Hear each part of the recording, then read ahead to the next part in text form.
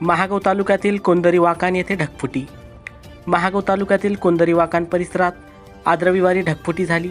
या पावसामुळे नदी नाल्यांना पूर आला व शेतपिकांचे मोठ्या प्रमाणात नुकसान झाले।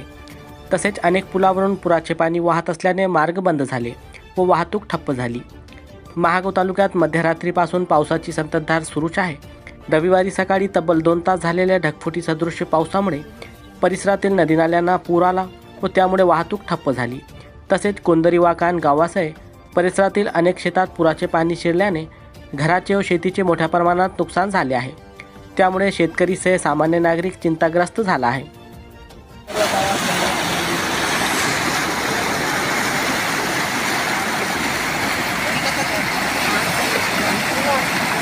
एक